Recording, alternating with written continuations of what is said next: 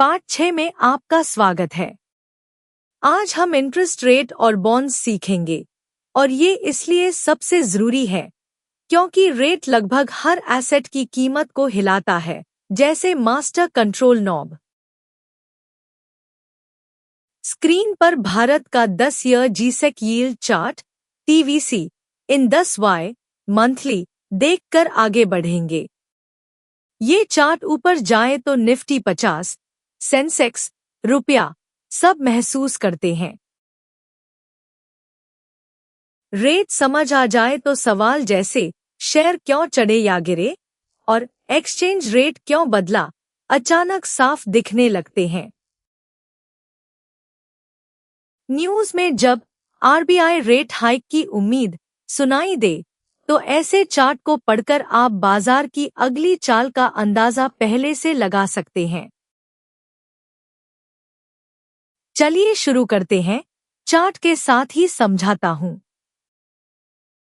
Interest rate बहुत सरल है, ये पैसे उधार लेने की कीमत है।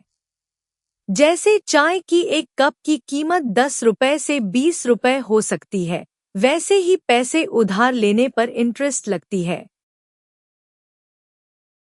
उदाहरण, अगर आप 10 रुपए लाख उधार लें और 1 साल बाद 5 इंटरेस्ट चुकाएं, तो पैसे की कीमत 5 हुई। रेट जितना ऊंचा, उधार उतना महंगा। टेक्स्ट बुक वाला सिलसिला ये है। रेट बढ़े, लोन महंगे हो, कंपनियां और घर परिवार कम उधार लें। खर्च और निवेश ठंडे पड़े, अर्थव्यवस्था धीमी हो। रेट घटे तो उधार सस्ता, एक्टिविटी फिर गर्म। इसीलिए RBI रेपो रेट चलाती है, पूरी अर्थव्यवस्था का तापमान सेट करने के लिए। इस चार्ट पर यील्ड का ट्रेंड देखो, वही चेन लिव दिखती है। बॉन्ड असल में IOU है।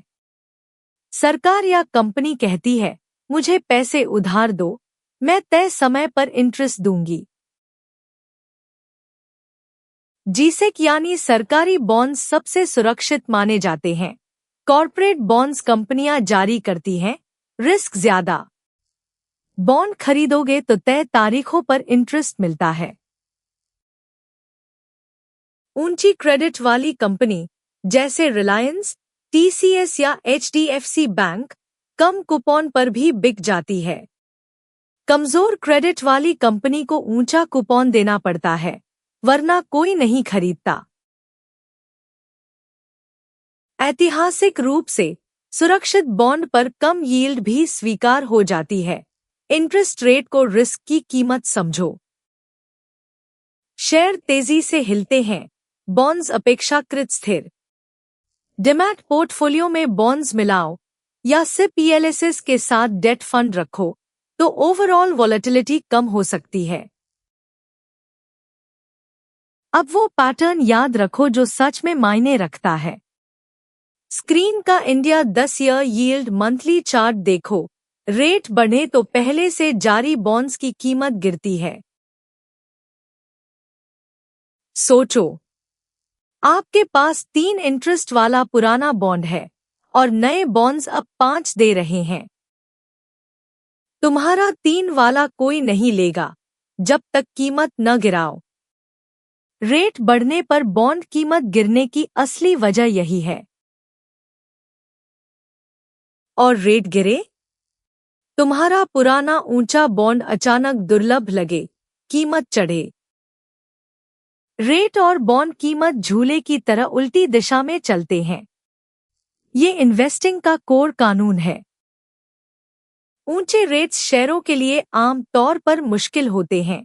स्क्रीन पर रिलायंस, NSE, रिलायंस जैसी कंपनियों के लिए भी 3 मुख्य वजहें हैं। पहला, कंपनी डेट पर ज्यादा इंटरेस्ट चुकाए, नेट प्रॉफिट सिकुड़े। दूसरा, FD और बॉन्ड्स अचानक आकर्षक लगे तो लोग शेयर बेचकर वहां घूम जाए। तीसरा, कंपनी के फ्यूचर कैश फ्लो को आज की कीमत पर डिस्काउंट करते समय डिस्काउंट रेट यानी इंटरेस्ट रेट ऊंचा हो तो प्रेजेंट वैल्यू घट जाती है। आसान भाषा, 10 साल बाद 1 रुपया करोड़ पाने का वादा 3 रेट पर महंगा लगता है, 8 पर सस्ता। हर शेयर एक जैसा नहीं हिलेगा। ज्यादा कर्ज वाली कंपनी पर झटका बड़ा, कम डेट वाली ग्रोथ या मजबूत बैलेंस शीट अलग रिएक्ट कर सकती है। बाजार अक्सर आरबीआई जल्द कट करेगी की उम्मीद पर पहले से शेयर चढ़ा देता है।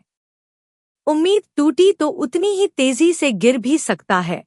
शेयर बाजार हमेशा फ्यूचर पहले प्राइस करता है। इन्वेस्ट करते समय रेट का स्तर ऊंचा या नीचा और दिशा चढ़ रहा या गिर रहा दोनों एक साथ देखो। अब बड़ा मैक्रो चित्र देखें। इतिहास में बार बार दोहराया गया चेन।